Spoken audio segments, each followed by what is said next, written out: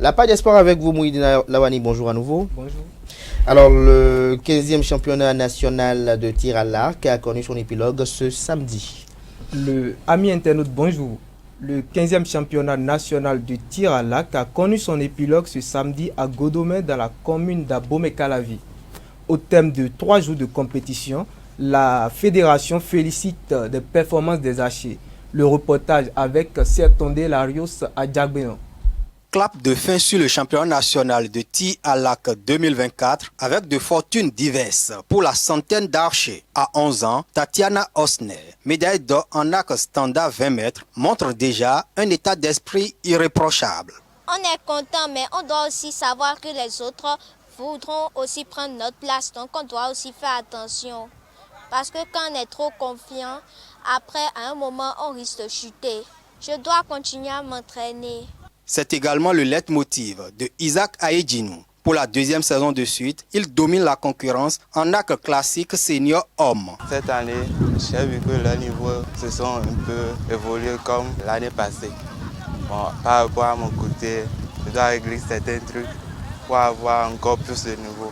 Cette année, l'une des satisfactions de la Fédération béninoise de tir à l'arc se retrouve au niveau des épreuves de 30 mètres dames. Celle qui a essayé ici à la première place, c'est elle qui a eu la médaille d'or à Abidjan en arc en bambou, mais ici, 30 mètres classique, c'est encore ici à la première place. Toujours est-il que l'équipe des femmes est en train de grossir à partir du moment où les 30 mètres ont donné un bon résultat. Anne-Marie Aquin de Atlantique Littoral, David Noble de Borgou Alibori, Aimé Césaire Ouyetin de Atlantique Littoral, Eunice Alossé de Ouémé Plateau, Samuel Osner de Atlantique Littoral et Bertrand Oussou de Ouémé Plateau complètent le palmarès des champions de tir à l'arc du Bénin 2024. Tous les départements représentés repartent avec au moins une médaille. C'est vraiment positif. Ce n'est pas comme avant où 2 ou 3 départements caporalisaient toutes les médailles. Aujourd'hui, c'est tous les départements qui en ont eu pour leur compte. Cela montre que les gens travaillent. Et c'est ce que nous aurions aimé. Il faut que les gens travaillent davantage pour que la concurrence soit de niveau. Les 2 premiers dans chaque catégorie sont retenus pour entrer en mise au vert aux côtés d'autres archers de l'équipe nationale afin de préparer le tournoi international des zones Ouest et Centrafrique du tir à l'arc Abidjan 2024. Les demi-finales de basketball masculin du championnat national scolaire ont été dévoilées ce lundi. On dévoilé autant pour moi ce lundi les finalistes de la compétition.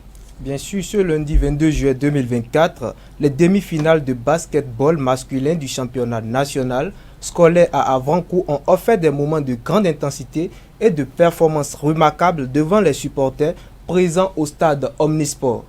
Au thème de ces rencontres, CEG Touy et le CEG 1 Comé sont sortis vainqueurs respectivement face au CEG 1 Bemberek et CEG 1 d'Abomey. Les 2 équipes, après avoir passé brillamment les demi-finales, se préparent à livrer un duel passionnant pour le titre de champion. Moussa Traoré va bientôt signer pour Coton Football Club.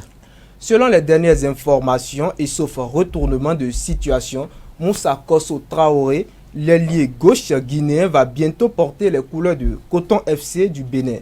Avec 19 buts marqués lors de sa toute dernière saison dans l'élite du football béninois, où il a évolué du côté de Banigansé FC, le meilleur buteur du championnat 2023-2024, est reconnu pour sa technique impeccable et son efficacité devant le but. Les éliminatoires pour l'Afro-Basket U18 filles et garçons vont démarrer du 29 juillet au 4 août prochain. Les éliminatoires pour l'Afro-Basket U18 filles et garçons de la zone 3 auront lieu du 29 juillet au 4 août 2024 à la rotonde du Palais des Sports de Abidjan. Chez les garçons, le Nigeria, le Ghana, le Bénin, le Libéria et le pays hôte qu'est la Côte d'Ivoire sont les pays qui ont confirmé leur participation. Dans la catégorie féminine, les Nigérianes, Libériennes et les Ivoiriennes livreront la bataille pour décrocher leur ticket. Prince Ricardo Dossou s'apprête à signer son premier contrat professionnel.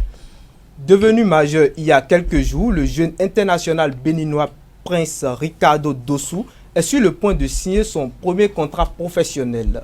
Après avoir effectué des essais réussis dans plusieurs clubs européens, le milieu de terrain de 18 ans semble avoir opté pour une aventure américaine.